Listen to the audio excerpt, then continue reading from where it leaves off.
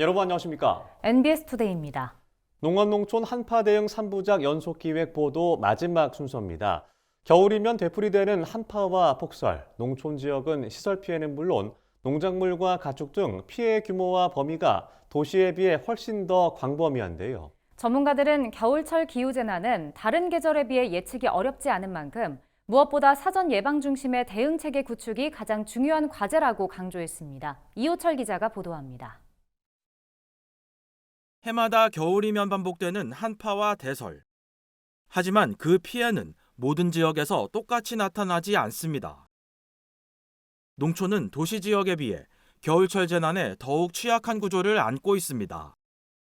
기후재해에 대비한 설비가 부족하고 재난 예방을 위한 공공 투자도 상대적으로 부족하기 때문입니다.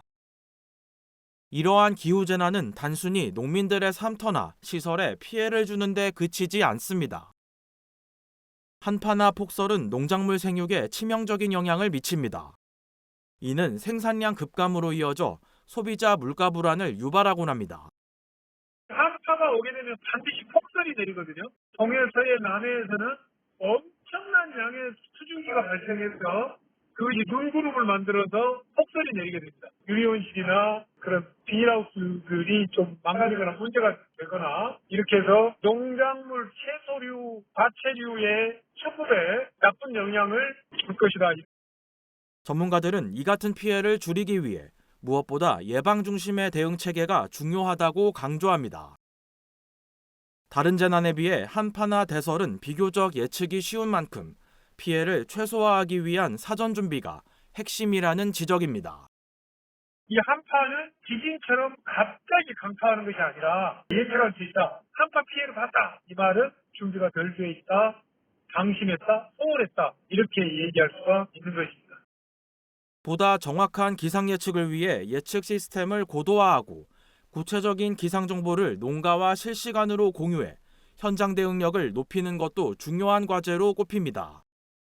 한파라든지 그런 폭설에 대한 아무래도 미리 좀 대응해야 되는 것들이 있기 때문에 예방 그런 시스템 혹은 예보 시설의 고도화 이런 것들도 저는 조금 필요하다라고 생각을 하고 있고, 예방을 넘어 피해 이후 회복력을 높이기 위한 제도적 보완도 함께 마련돼야 합니다.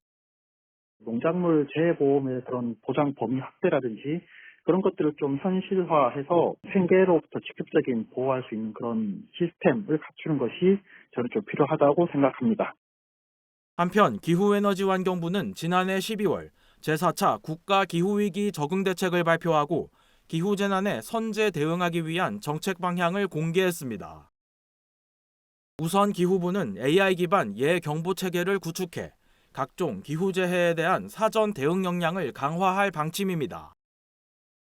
또한 농업재해보험의 보장 범위와 실효성을 개선해 피해 발생 이후의 복구 속도를 높이기로 했습니다. 이 밖에도 농작물이 변화하는 기후에 잘 적응할 수 있도록 병해충에 강하고 더위와 추위에 잘 견디는 기후 적응형 품종도 새롭게 개발해 현장에 보급할 방침입니다. 기후 변화로 인한 재배 적지 이동에 대응하기 위해 병해충에 강하고 더위와 추위에 잘 견디는 기후 적응형 품목을 2030년까지 누적 449종을 개발하여 농가에 보급하겠습니다. 정부는 이러한 대책들을 제도적으로 뒷받침하기 위해 올해 안으로 기후위기 적응 특별법 제정을 추진할 계획입니다. MBS 이호철입니다.